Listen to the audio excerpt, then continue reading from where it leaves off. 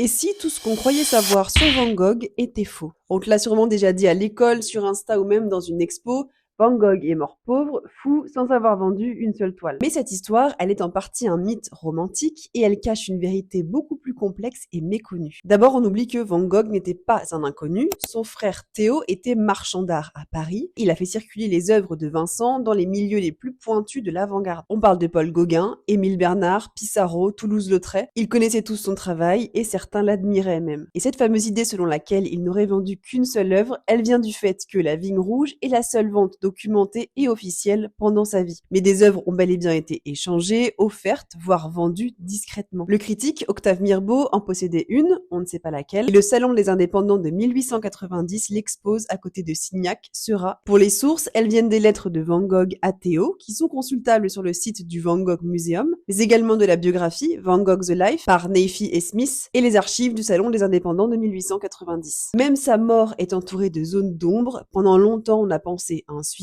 Mais depuis les années 2010, certains chercheurs comme Stephen Neyfie évoquent la piste d'un tir accidentel par deux adolescents que le peintre aurait décidé d'endosser dans le but de les protéger. C'est pas prouvé, mais ça montre bien à quel point on connaît mal son histoire. La légende du génie maudit, c'est beau, mais c'est incomplet. Van Gogh était aussi un homme soutenu, reconnu par certains artistes, exposé avant sa mort, et bien plus stratégique qu'on ne le croit.